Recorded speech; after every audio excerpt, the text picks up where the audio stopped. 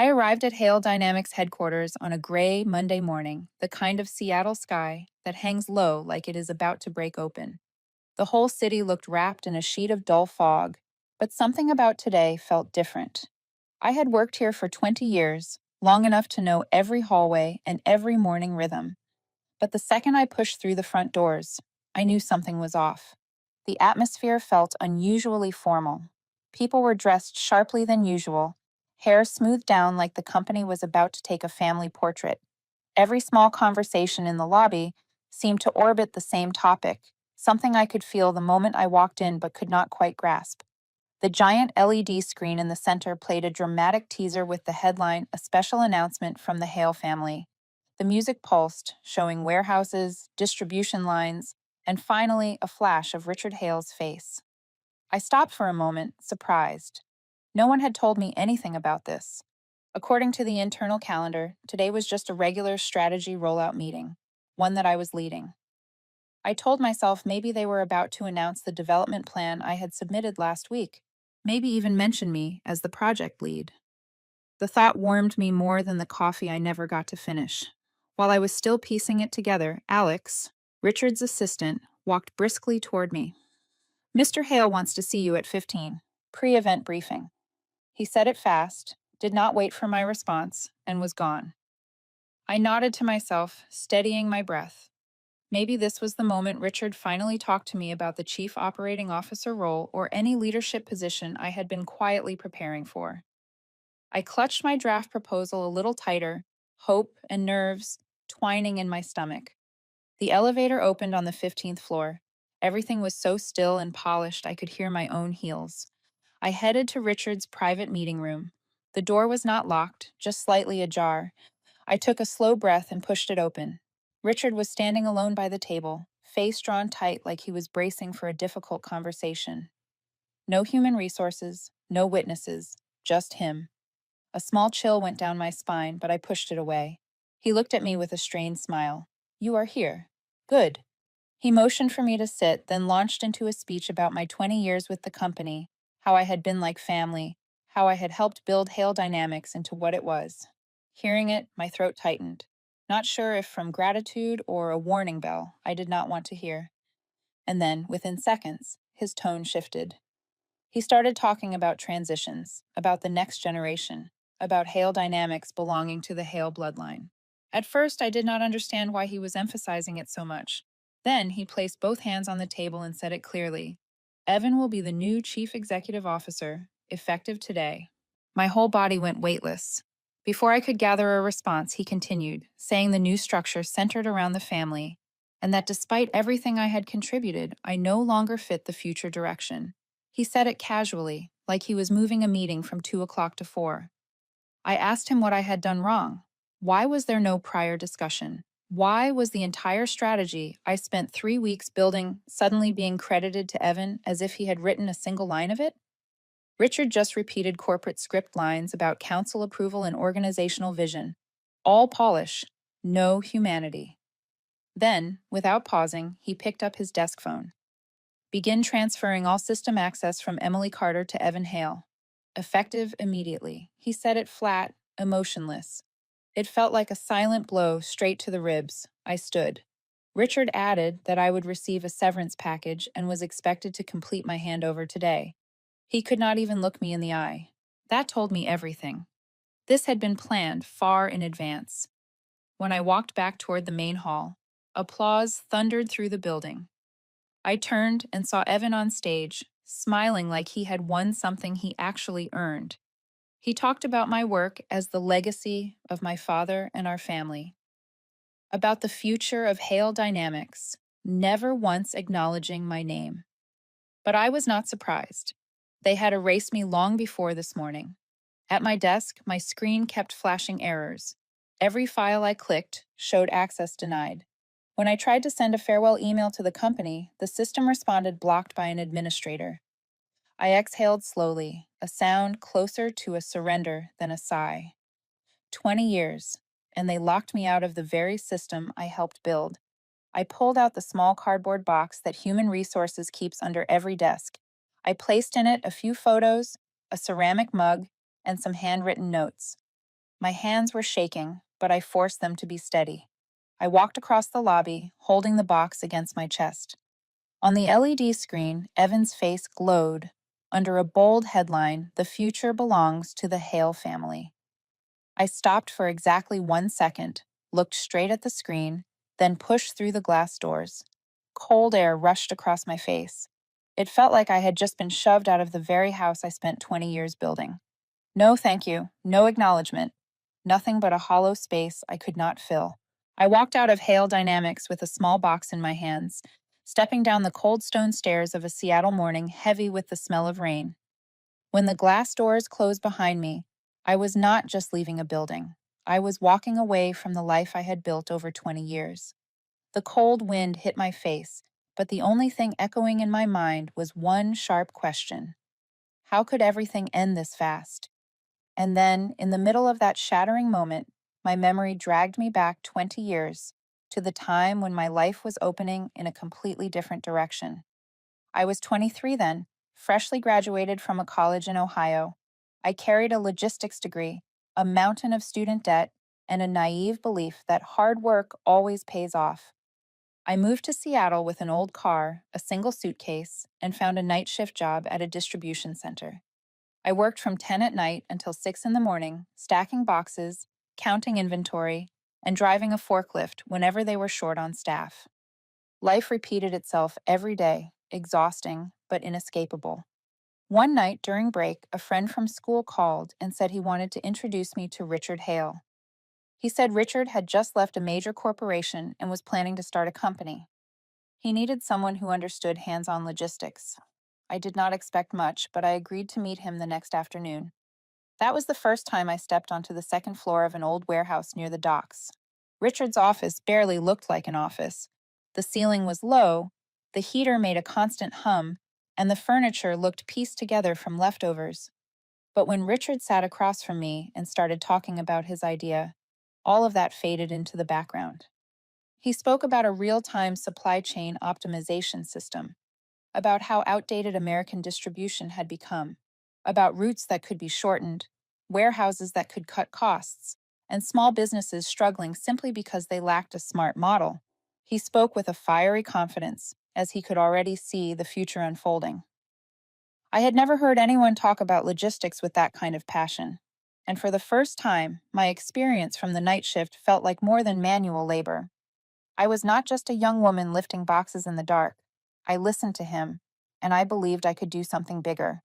Richard asked me to join Hale Dynamics that very day. I accepted almost immediately, drawn by a strange, stubborn faith in the future he described, and by my own desperation to escape that endless night shift life. I wanted a new start, a chance to build something real. I carried the American dream like a promise my parents had raised me on. Work hard, and life will lift you higher. A few weeks later, when Richard began preparing the documents to register the company, he asked me to come by the office to sign a few things. But when I arrived, the paperwork was untouched, and Richard looked unusually tense. He said he needed to tell me something before we signed. He told me he was in the middle of a brutal divorce. His wife's lawyers were tracking every dollar, every asset, every business under his name. The bank was freezing his transactions. If he registered a new company in his own name, the entire process could be locked up for months, maybe even years. Hale Dynamics would die before it ever began. He said this in a low, convincing voice. Then he asked me for something I never expected. He wanted me to be the sole legal owner and temporary representative. He promised there would be an internal agreement to divide shares once his personal matters were settled. He said it was just a technical workaround, that I would still be his right hand, and nothing would change. I froze. I was 23, had never owned a business, and had no legal experience. I was scared of the risk, scared that I did not understand enough to carry that kind of responsibility. But I looked around the shabby meeting room, saw Richard fighting to build something that could change both our lives, and I felt this might be my only chance to step out of the endless night shift cycle. Richard called Maya Lopez, his longtime friend and attorney. She walked me through every clause, explaining that if I signed, I would become the legal owner, the only one with rights over the company. She asked repeatedly if I was sure, if I understood how heavy the responsibility was. I answered yes, though even I was not certain I fully understood. Richard started talking about his working class family, about his father laboring at the Seattle docks, about how someone had once trusted him when he had nothing. He said we were building this together, that he needed me, that I could trust him the way he trusted me. His words hit me deep, tapping into the part of me that believed loyalty mattered. I thought about my parents back in Ohio, staying up late worrying about my student loans. I thought about the warehouse nights, the freezing air on my hands while labeling crates. I thought about a future that might look different if I dared to take one bold step. And I signed. We sat in a late night diner near the pier, the yellow lights catching the paper as I put my signature down. Maya handed me a copy and said, "Calm but firm. Keep this safe, Emily. Never forget what you signed." I smiled, thinking it was just a lawyer's habit. I left the diner and stepped onto the street. Seattle rain sprinkled on my shoulders, on the roof of my car, on the quiet road. I stood there for a few seconds, watching the city shimmer under the rain, and felt the future opening right in front of me. I had no idea that the piece of paper in my hands would become the only thing standing by my side when everything collapsed 20 years later. The memories from that night at the diner always return to me like a reel of film, opening a door to a different life. From a woman working night shifts in a warehouse, I suddenly became part of a young company trying to define itself in a city that never truly sleeps. Those first years at Hale Dynamics were a blur of tension and adrenaline, so consuming that I almost forgot how hesitant I had been when I first signed those papers. We worked on the second floor of an old warehouse where the heater was so loud we had to raise our voices to hear each other. Half the office was made of recycled wooden desks, the other half was stacks of crates serving as makeshift dividers. There were no departments, no real structure, just us and an idea Richard was determined to turn into reality. I did everything a newborn company needed, but had no one else to handle. Mornings were for mapping operational workflows. Afternoons, I answered customer calls. Evenings, I fixed order errors. By the end of the day, I wiped down desks, gathered trash, and emptied the coffee pot. Sometimes I wrote operational manuals while sweeping the floor so we could welcome potential clients without looking like chaos. Meanwhile, Richard spent most of his time outside meeting customers, investors, and local reporters. He talked about the vision of Hale Dynamics with a confidence and pull I could not deny. Our first client was a small retailer in Portland. They needed optimized routing between three warehouses. Richard made the promise, and I was the one staying up past midnight, modeling every route and checking every mile. When they signed the contract, I spent 2 sleepless nights tracking the first shipments, calling the driver at 3 in the morning to confirm the truck was still on schedule. I remember that moment clearly. The wind whistled through the phone as the driver opened his door to report his location. I sat alone in the office, a yellow lamp shining on an old monitor. I was exhausted, but for the first time, I felt like I was exactly where I was meant to be. Our first crisis came not long after, when our new tracking system glitched. A frozen shipment showed the wrong status and made our partner think it was stuck at a distribution depot. Richard panicked, terrified we would lose the contract we had barely secured. He wanted to blame the tracking vendor, but I knew the issue ran deeper. I proposed a dual verification process, wrote the protocol myself, and called the partner directly to explain. The shipment moved on time, and we kept the client. That was the first time I saw Richard look at me with genuine respect.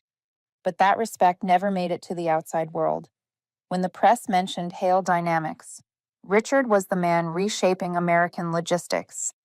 In office photos, I stood somewhere in the back, blurred and forgettable. Inside the company, people jokingly called me the operations girl. I laughed and told them to call me whatever they wanted, but some nights, in my small apartment, the nickname stung more than I let on. Still, Richard was not always dismissive. Once, he saw me working on a secondhand laptop I had bought from an electronics pawn shop. The next day, he brought me a new one, saying the company needed me to run smoothly. Another time, after a brutal project where I barely slept for a week, he left a handwritten thank you card on my desk. Those small gestures made me feel seen, and they also kept me quiet about the ownership promise he never brought up again. Our relationship was impossible to define. It was not romantic, It was not strictly boss and employee either. Sometimes he acted like a mentor, sometimes like a commander, sometimes like a partner, but only halfway. I always felt I owed him for this chance, that without Richard, I would still be working night shifts in some warehouse. That sense of gratitude made me work harder, take on more, shoulder what no one else ever saw. Occasionally, Evan, Richard's son, wandered into the office.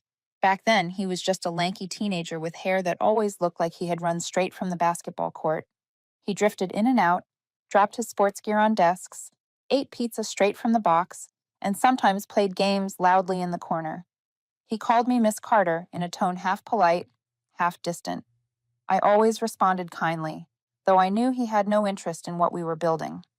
To him, this was simply the place his father hid during an unflattering chapter of his life. Over time, I became the person everything quietly depended on. I built the first workflows, wrote the documents, shaped our roll up your sleeves culture, trained new hires, and solved crises before they turned into disasters. I was the last one to turn off the lights every night, the one on call for every system deployment, the one everyone ran to first when something broke. I became the invisible backbone of the company, and being invisible meant no one truly saw me. One night, I stood in front of the whiteboard in our tiny meeting room. It was covered in process drafts, scribbled notes, and arrows I had drawn while figuring out solutions to impossible problems. I stood there a long time, feeling a quiet kind of happiness. Hail Dynamics was growing, and I was part of that growth. Only one person besides Richard knew the secret that, on paper, I was the actual legal owner of the company, Maya Lopez. But back then, it felt like nothing more than a forgotten administrative footnote. I never imagined that forgotten detail would become the only thing holding me upright many years later. The early years of sweat and silence passed faster than I expected. By the time I looked up, Hale Dynamics was no longer the small office on the second floor of an old warehouse. We had become a mid-sized company with a glass headquarters in downtown Seattle and clients across the country.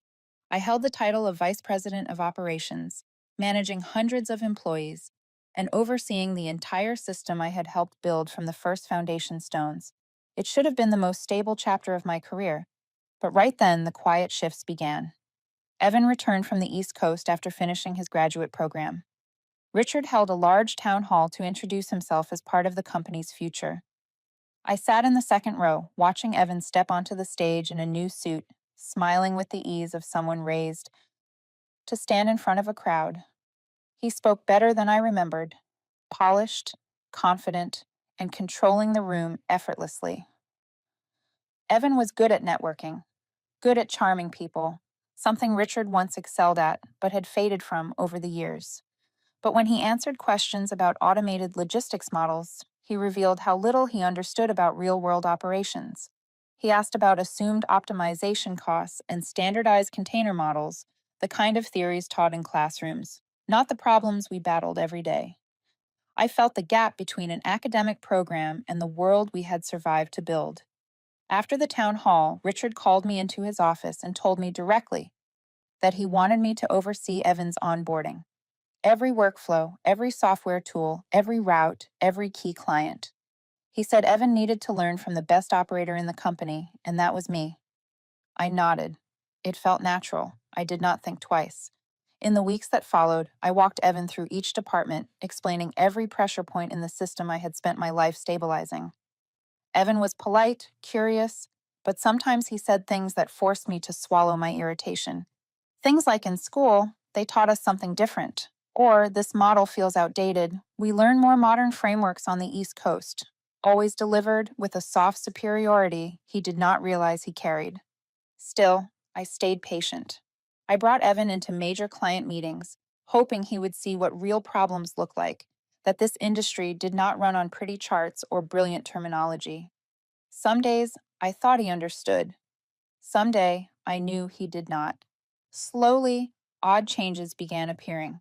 The company announced new strategic projects, and the first slide always listed Evan as project lead. But implementation still fell entirely on my team.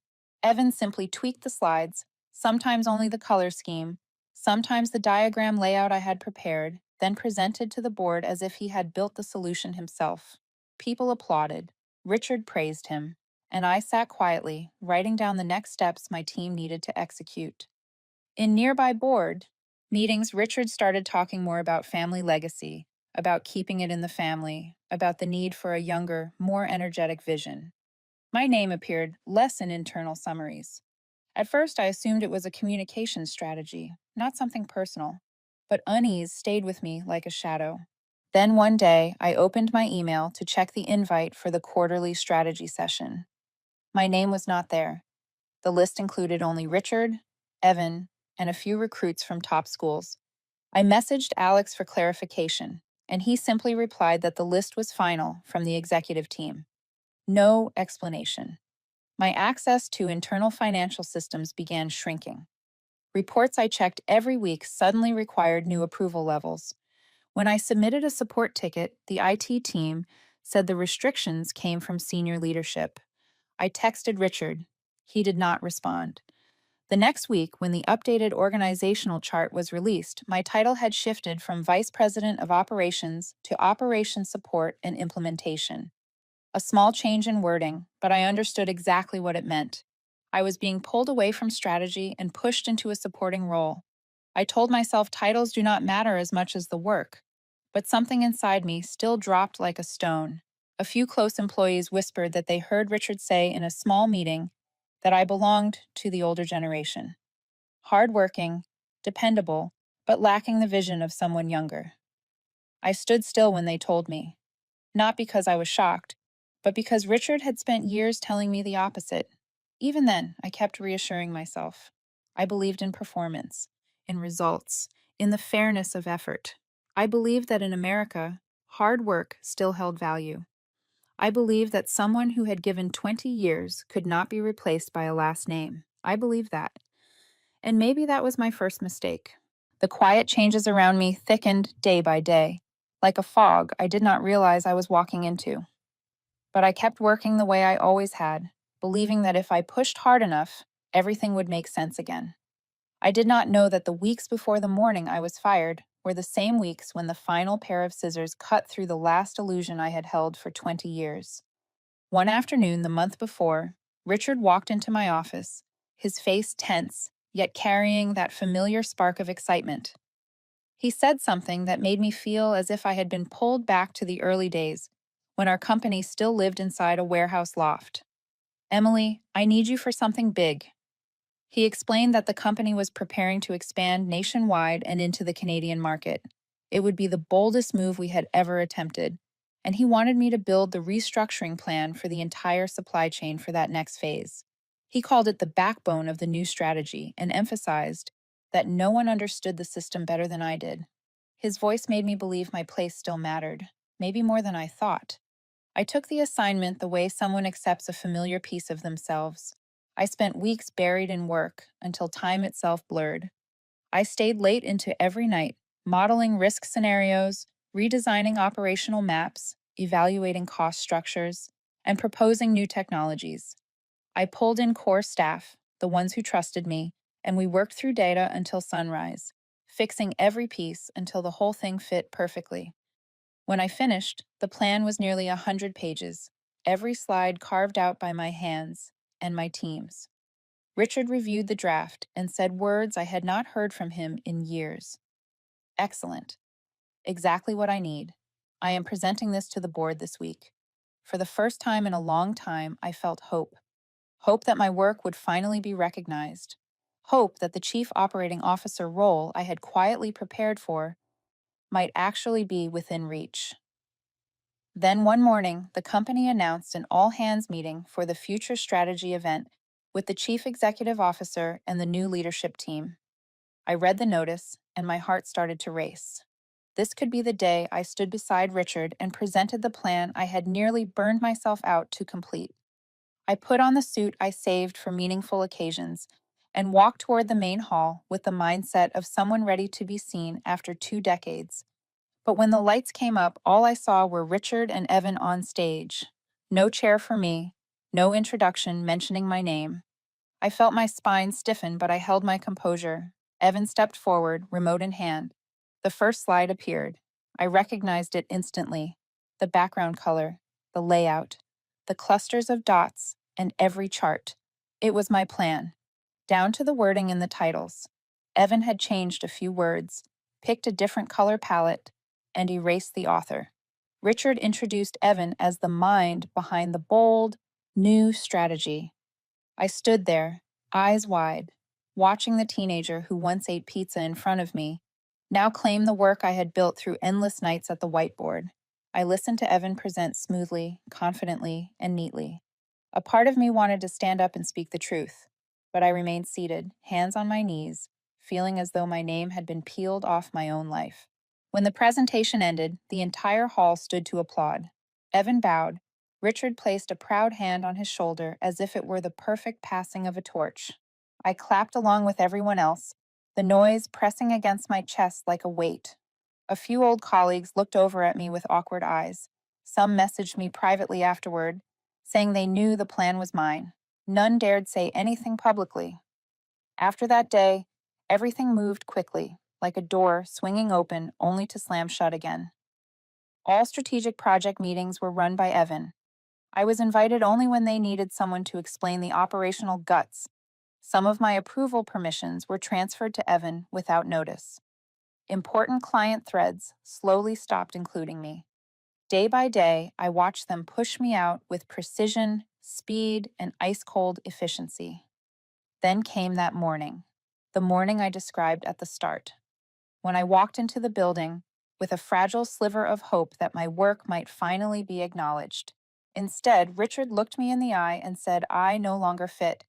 He placed Evan in the role I had spent my life preparing for, and the IT team, under his orders, stripped away my access, one code at a time, as if I had never existed. And just like that, everything I had built over 20 years was folded away in a single morning.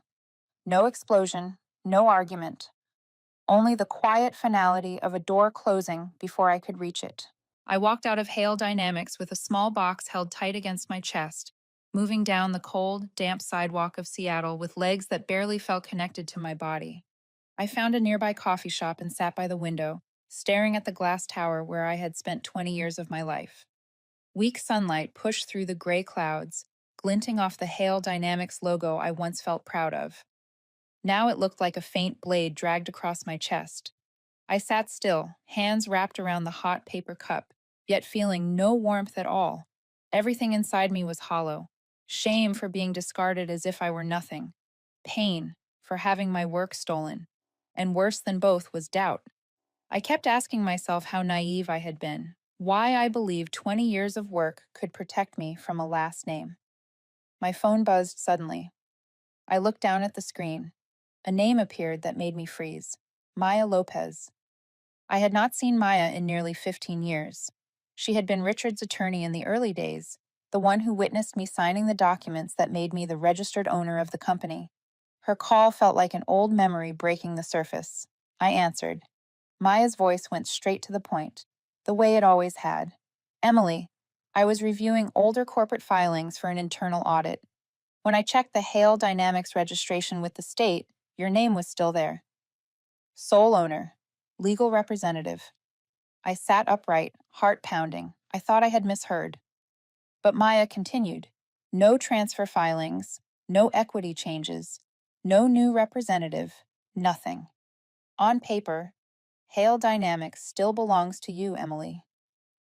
My mouth opened, but no words came out. After a long moment, I managed to say maybe she was looking at the wrong record. Maya's tone stayed calm. I am not. Can you come to my office this afternoon? We need to talk seriously. I drove to her firm, a red brick building far from downtown.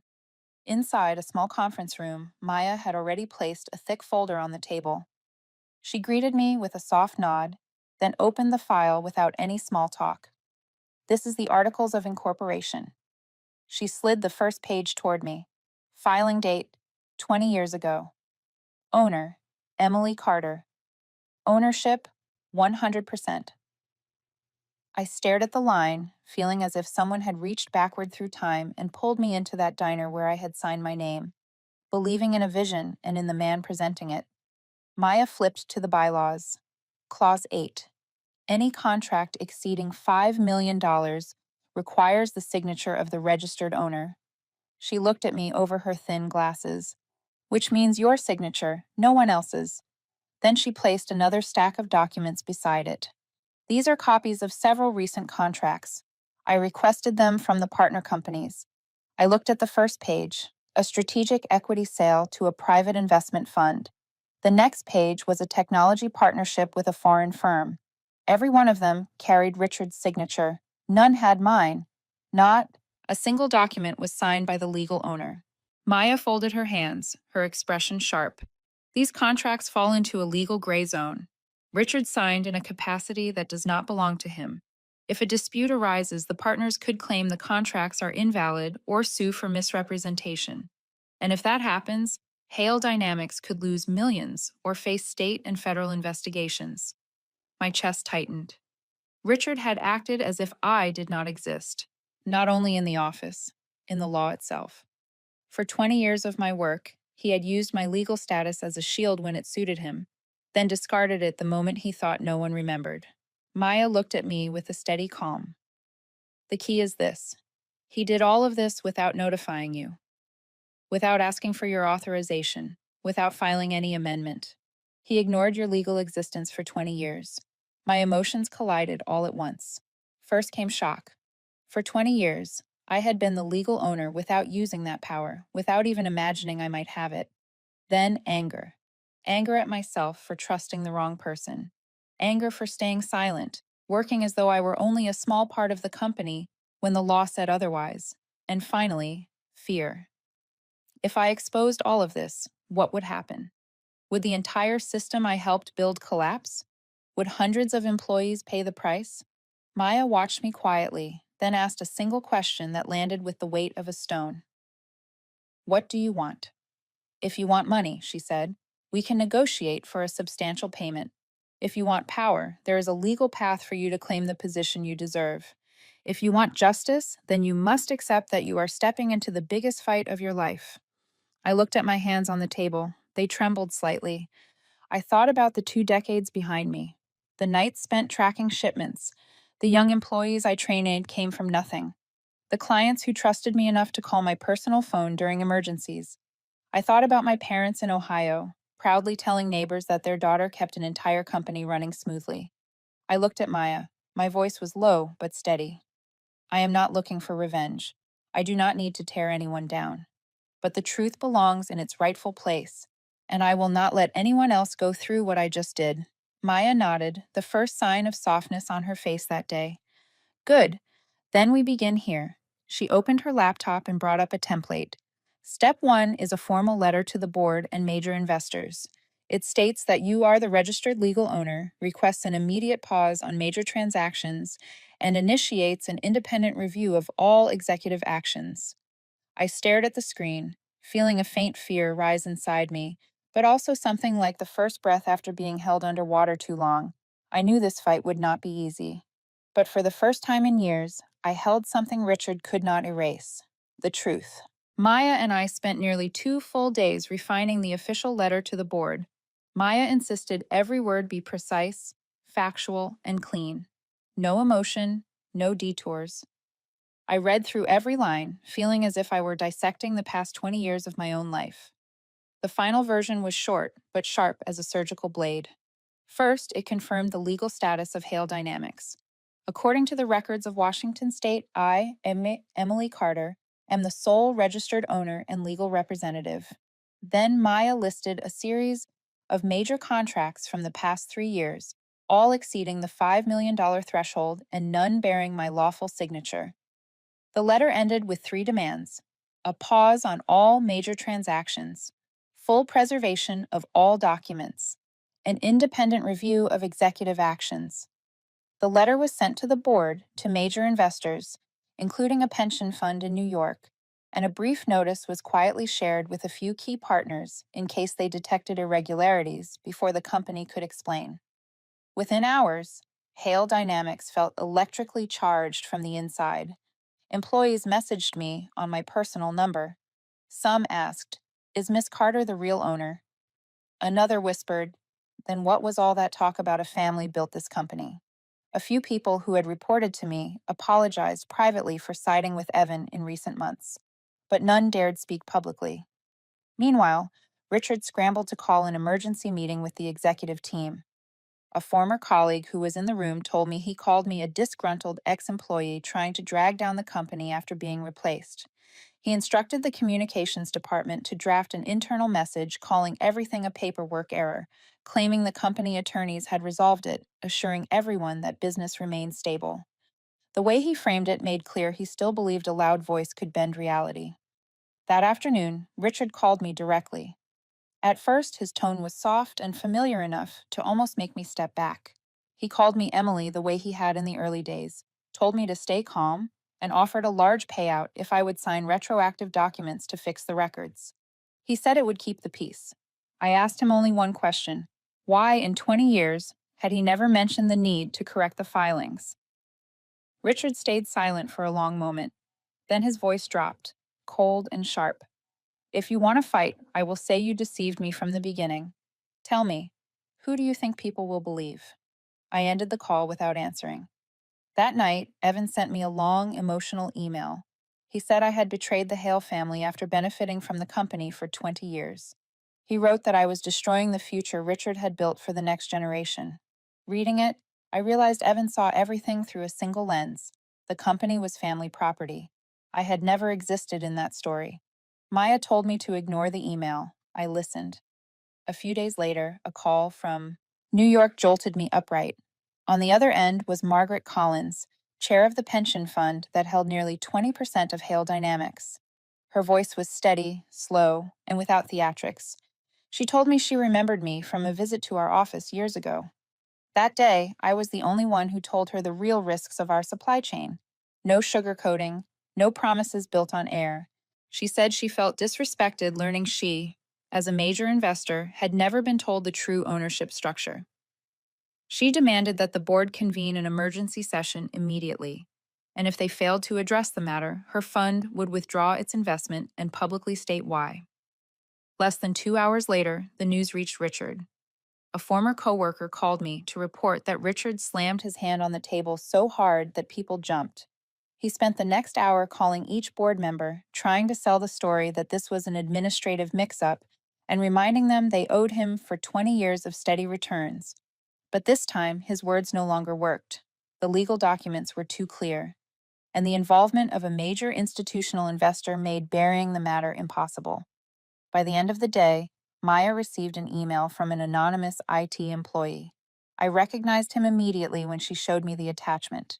Many years ago, I had helped him when he was just an intern. He sent Maya the server log showing the exact moment my access and email were locked. The command had been executed internally before the termination meeting and Part 1 was even over. It proved everything. My removal had been planned long before, not because I no longer fit, but because they believed I had no power left to fight back. They just did not know the truth that the paper had never left my side, and I was ready for the next move. The morning of the board meeting, the air around Hale Dynamics was tight as a pulled wire. Security checked every visitor's badge as if this were a closed court session. Outside the building, a few reporters hovered, trying to peel back the rumors of internal turmoil. In the pantry, employees whispered, "Is Miss Carter coming? Will this be the day Mr. Hale gets pushed out?" I stepped into the building for the first time since the morning I was fired. Walking beside me were Maya and a representative from the State Business Registry, carrying the original filings in a hard leather case. His presence said everything. This was no longer emotional. This was legal. The hallway outside the boardroom was silent enough to chill the air. A few employees glanced my way and lowered their eyes, but others gave small nods, quiet greetings from people who had walked with me through the years. The boardroom was full. Richard sat in the chair at the center, his face tense but trying to appear composed. Evan sat beside him, restless beneath his polished suit. Several board members I had worked with for years were present. Tom Reynolds looked down at his hands. Janet Price studied the room like she was preparing to ask the question no one wanted to answer. On the large screen was Margaret Collins from New York. Richard opened the meeting with the familiar voice of a man who had given hundreds of speeches. He called this issue a technical dispute, blaming outdated paperwork, insisting that the Hale family had always been the soul of the company, and hinting that I was acting out of personal hurt after being reasonably terminated. I did not respond. Maya rose, opened the folder, and laid out each document before the board like a sequence of undeniable evidence. The Articles of Incorporation, the bylaws, 20 years of filings, everyone naming me as the sole owner and legal representative. Then the list of major contracts that required my signature, but I did not have it. The state representative confirmed every detail. According to the records of Washington State, Emily Carter is the lawful owner of Hale Dynamics. I looked at Richard. His face tightened. He struck back immediately. Richard produced an internal memo and an old email from me in which I once wrote that I did not need my name on anything as long as the company succeeded. He held them up as proof that I had abandoned my ownership rights. Maya countered calmly. None of those documents held legal weight. No notarization, no independent counsel, no state filing. In fact, she said, they proved that Richard knew I was the true owner and had deliberately kept it hidden. The room shifted. Several board members exchanged uneasy looks. Then Richard played what he called his final card, a stock transfer agreement he claimed I had signed 10 years ago. Maya requested the original. After a quick review of the signature and dates, the truth was obvious. The signature did not match my verified samples, and the dates aligned with no state filings. The state representative stated plainly that it could indicate falsified documents, a potentially criminal act. The room rippled like it had been struck. Evan snapped. He stood and accused me of destroying his father's legacy, of endangering the future of hundreds of employees. His voice trembled with anger, the voice of someone who had only ever known one side of a story. I stood and kept my voice steady. I spoke of the nights I stayed awake to protect contracts, the times I drove to warehouses at midnight, the crises I solved, when the company did not even have a name that people recognized. I reminded Tom about the project he thought would cost him his job when I took the blame for him so he could keep working. I said clearly, if I had wanted to destroy this company, I could have done it years ago. But I never did. Not for Richard, but for the people who had done the real work in the beginning. Tom rose.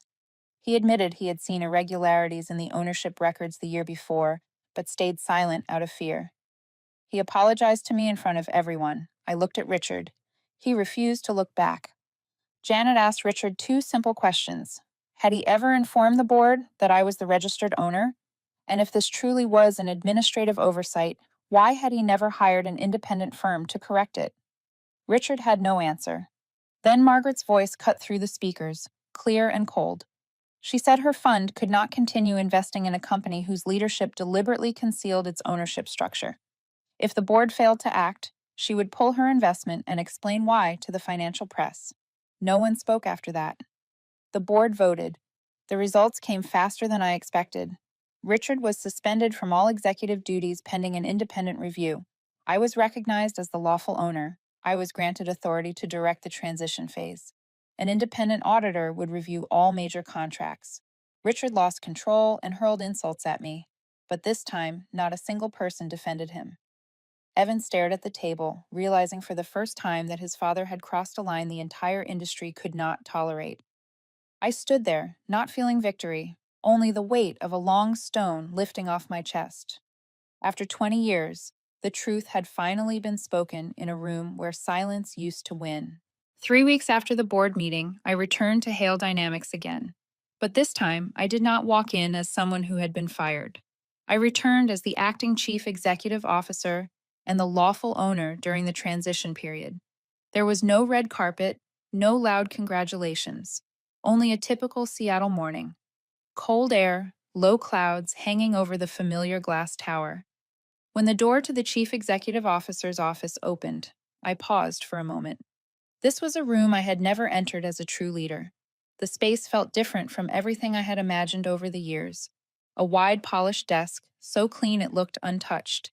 The Hale family photos were gone. Only a pale rectangle remained, where a picture of Evan standing beside Richard used to be.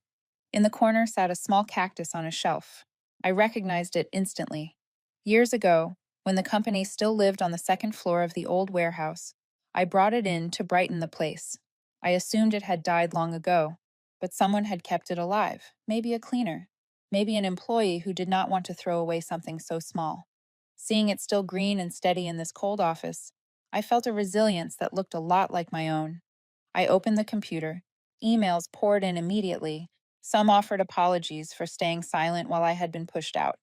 Others came from younger employees who only knew me from the board meeting and said they hoped to work with me. Their messages reinforced what I already knew. This company was more than a legal battle. It was the livelihood of hundreds of people. The first meeting of the day was with the department heads. When I entered, they stood, not out of formality, but because they did not know what would come next. I began with the most important message: stability. No one would be punished for having worked under the Hale family. I was not here to purge, I was here to repair. I spoke about establishing an employee ownership program for longtime staff. I wanted Hale Dynamics to stop being the legacy of one family and become the legacy of the people who actually built it. They were silent for a moment, then nodded. Not loudly, but sincerely. Next, I met with legal and finance. I asked for a full review of all high-risk contracts, especially those Richard had signed alone. But I emphasized one thing: renegotiate, do not escalate. The long-term reputation of the company mattered more than a short-term win. By mid-afternoon, my assistant told me Evan was waiting in the next room. I took a slow breath before walking in. Evan sat with his hands clasped, no longer carrying the confidence that once suffocated every meeting. When he saw me, he stood but did not meet my eyes. The conversation began with his defenses. He believed he deserved the position. He believed I had taken the future his father had prepared for him. I did not argue. Instead, I placed in front of him several reports he had presented as his own. The documents I had written, edited, and carried through the years. Next to them lay a copy of the Articles of Incorporation with my name printed on it, the signature I recognized at one glance. I spoke calmly. Your father built this company and twisted it at the same time. He created it, but he also distorted how it should run. And a legacy cannot be built by hiding the truth. Then I gave Evan two choices. One, leave the company and go build something under his own name, not the Hale name. Two, stay, but start in a role that actually matches his ability, learn how to lead, and accept responsibility like everyone else. Evan did not answer immediately. He lowered his head, his voice barely audible. He said he had spent his whole life trying to meet Richard's expectations, always needing to prove he was worthy of the Hale name. And that was why he had ignored the work of people like me. For the first time, I saw honesty in his eyes. I did not comfort him, but I did not condemn him either. Some people need to take the long way before they understand what is right. Richard, meanwhile, was placed on leave pending the internal investigation. No one humiliated him publicly, but in the investment world, his reputation collapsed faster than anything I had seen in my career. As I stepped into the hallway, Maria, the receptionist, was waiting. She handed me a small paper bag. Inside was a muffin and a note. I am sorry I looked away the day you left. The sincerity in that message meant more to me than any applause could. I told her we can start again today. Maria let out a small, relieved laugh. At the end of the day, I stood by the window of the chief executive officer's office, looking down at Seattle as the city lights flickered on. On my desk was a sticky note on the monitor. Day 1. Nothing left to prove. It was not from me. Maya had left it that morning.